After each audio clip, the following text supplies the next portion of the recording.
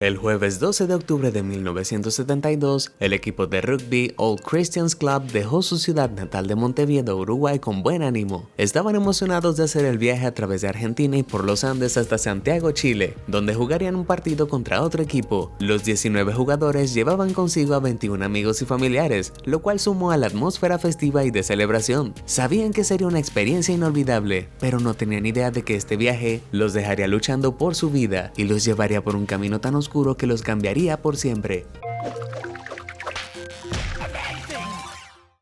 El viaje de 1.338 kilómetros habría tomado más de 20 horas por carretera. El equipo decidió derrochar al alquilar un avión que pertenecía a las Fuerzas Armadas Uruguayas. Vino equipado con una tripulación de 5 soldados. El piloto, el coronel Julio César Ferradas, tenía 5.117 horas de vuelo a su nombre, incluyendo 29 vuelos a través de los Andes. El vuelo por Argentina estuvo sin incidentes, pero a medida que se acercaban a las montañas, el clima cambió para peor, así que decidieron pasar la noche en el aeropuerto Internacional Mendoza, en las laderas de los Andes, con la esperanza de que las condiciones mejoraran. Al día siguiente el clima no había cambiado, pero no querían retrasar más su viaje. Ferradas tenía una importante decisión que hacer. Él podría haber tomado la ruta directa a Santiago, la cual estaba a 196 kilómetros de distancia, pero esto hubiese sido complicado porque la ruta alcanzó elevaciones de casi 8 kilómetros y el máximo del avión era de 8.5 kilómetros. También estaba entrenando a un copiloto, el teniente coronel Dante Héctor Lagurara. Así que Ferradas decidió ir con la ruta segura, volando al sur hasta el paso del Planchón, donde podrían cruzar una elevación más baja. El viaje de 927 kilómetros tomaría cerca de 90 minutos. Salieron de Mendoza a las 12:18. El clima todavía estaba tormentoso y la visibilidad era muy pobre. Tenían que depender de una combinación de navegación por radio y cálculos. A las 3:21, el copiloto Lagurara se comunicó por radio con el control de tráfico aéreo en Santiago para decir que habían pasado sobre las montañas y estaban dirigiéndose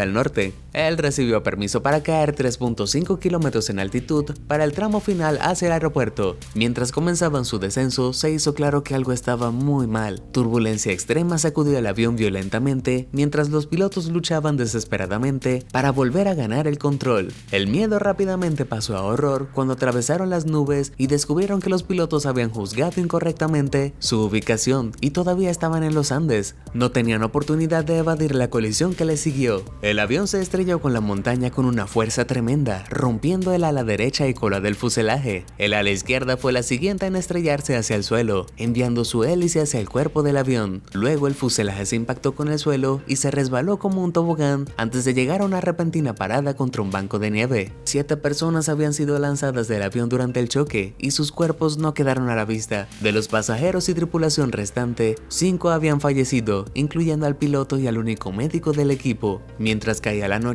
trayendo un frío amargo con ella, los sobrevivientes llegaron a la sombría realización de que estaban varados a cientos de kilómetros de la civilización sin medios para contactar a rescatistas. El clima templado en su ciudad natal los dejó completamente desprevenidos para temperaturas heladas y no tenían ropa cálida. Esta fue la primera vez que muchos de ellos veían la nieve. Se acurrucaron juntos usando la sección restante como un refugio. El copiloto Lagurara estaba críticamente herido y rogó a uno de los pasajeros que buscara el arma en su equipaje y le disparara para terminar su sufrimiento. El pasajero se rehusó, pero Lagurara y 4 personas murieron durante la primera noche, seguidas de otra en el primer día. Además de intentar mantenerse cálidos, no había mucho que los sobrevivientes pudieran hacer excepto esperar que los rescatistas los encontraran. Pudieron ver aviones que los estaban buscando, pero ya que el fuselaje era blanco, se mezclaba con la nieve y era imposible ver desde el cielo. Intentaron hacer señales de ayuda para escribir SOS en el tope del avión con pintura de labios rescatada, pero fue inútil. Mientras esperaban el rescate durante los siguientes días, la supervivencia probó ser una lucha constante. Juntaron la pequeña cantidad de comida que pudieron salvar y la racionaron muy estrictamente. Desarrollaron un sistema para derretir nieve en agua potable, lentes improvisados para combatir la ceguera por nieve y encontraron un pequeño radio con el cual podían escuchar las transmisiones de los equipos de búsqueda. Cuando se les acabó la comida, todos los sobrevivientes continuaron buscando frenéticamente cualquier cosa remotamente comestible. Desgarraron tapicería esperando que los asientos estuvieran rellenos con paja, y cuando encontraron espuma de tapicería intentaron comer eso. Se comieron el cuero que pudieron sacar de maletas, lo cual los enfermó por los químicos que contenía. A 9 días del calvario, otro pasajero murió. Al 10º día, escucharon el devastador anuncio en la radio que la búsqueda por ellos había sido cancelada. Ya no quedaba ninguna esperanza de que fueran rescatados. Tenían que rescatarse ellos mismos. Esa noche, las 27 personas que todavía seguían con vida se juntaron para una reunión. Varias estaban heridas y no eran físicamente capaces de salir caminando de la montaña. Su única oportunidad de sobrevivir era que una o más personas salieran caminando y encontraran civilización, lo cual sería imposible en su estado de hambre gravemente debilitado. Necesitarían algo de comida para sobrevivir. Esta fue la primera vez que abiertamente discutieron sobre un espantoso hecho que solo había sido susurrado en pequeños grupos antes de este punto. Había una sola fuente de comida disponible y era la de los cuerpos de sus amigos muertos. Como apasionados católicos romanos, sacaron fuerzas del versículo de la Biblia Juan 15:14 que dice: "Vosotros sois mis amigos si hiciereis las cosas que yo os mando". Hicieron un pacto que si alguno de ellos fuese a morir, querían que los otros consumieran sus cuerpos para que al menos algunos de ellos tuvieran una oportunidad para vivir. Se sentían confiados de que sus compañeros muertos hubiesen querido lo mismo. Estando tomada la decisión, endurecieron sus nervios y se pusieron a tallar la carne de los cuerpos en largas y delgadas tiras. En los siguientes días se hicieron más eficientes en el proceso de carnicería. Para mejorar el sabor, rostizarían la carne sobre un fuego cuando fuera posible. Cuando no tenían fuego disponible, se la comerían cruda. 3 de los miembros más fuertes, Nando Parrado, Roberto Canessa y Antonio Vicentín, fueron escogidos para hacer las expediciones, mientras que los otros sobrevivientes tenían trabajos que hacer alrededor del campamento improvisado. Estos 3 días tenían la tarea de conservar su energía para ganar fuerza, para caminar de vuelta a la civilización y enviar ayuda, pero sus planes fueron retrasados cuando una avalancha azotó en el medio de la noche, el 29 de octubre, enterrando el fuselaje y matando a 8 personas. Le tomó a los sobrevivientes restantes 3 días salir de allí. En los próximos días, los expedicionarios pudieron ubicar la sección de la cola del avión, arrancaron la tapicería y la cosieron a una bolsa de dormir lo suficientemente grande para que cupieran los 3 expedicionarios durante su viaje. Parrado, Canessa y Vicentín comenzaron su misión desesperada el 12 de diciembre, exactamente 2 meses después de que su avión se accidentó. Para este momento, 3 personas más habían muerto, solo quedaban 16 sobrevivientes. Los expedicionarios pelearon desesperadamente contra el mal de altura, ceguera de la nieve y agotamiento. Los 3 escalaron la montaña hacia su oeste, alcanzando la cumbre de casi 5 kilómetros en 3 días. Esperaban ver el paisaje completamente verde de Brasil del otro lado. Para su horror, la única vista que les esperaba era incluso más montañas. Para poder conservar recursos, los 3 decidieron que Vicentín regresaría al fuselaje el día siguiente. Esto dejaba a 2 expedicionarios, Nando Parrado y Roberto Canessa, ninguno de los cuales tenía equipos de escalar o experiencia escalando previa. Pasaron los siguientes 10 días de excursión sobre terreno difícil y tosco, con solo sus instintos para guiarlos. Eventualmente encontraron una corriente y la siguieron hacia la civilización. El 21 de diciembre vieron a un pastor a caballo en el otro lado del río. Intentaron gritar, pero no pudo entender las palabras sobre el sonido de la corriente del agua. Parrado le lanzó una nota explicando su situación desesperada y preguntando cuándo podría regresar a rescatarlos. El hombre sorprendido lanzó 2 rebanadas de pan hacia ellos, gritando una sola palabra en respuesta a través del río: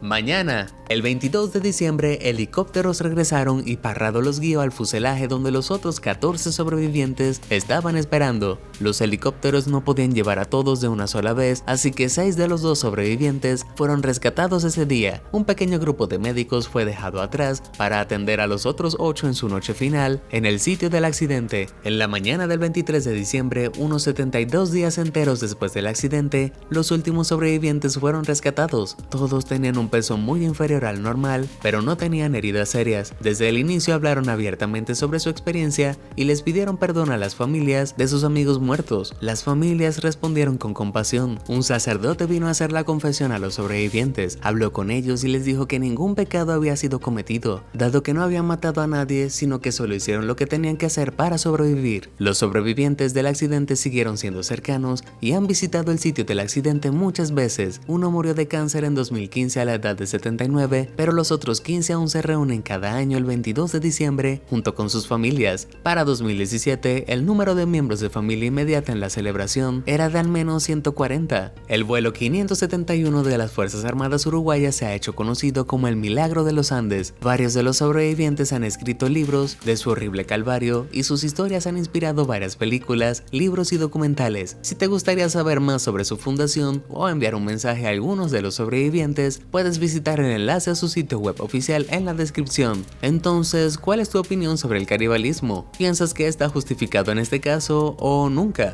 Comparte con nosotros tu respuesta. Si te sorprendió toda esta información, házmelo saber en los comentarios del video y nunca dejes de sorprenderte. Muchas gracias por ver y suscríbete a Sorprendente.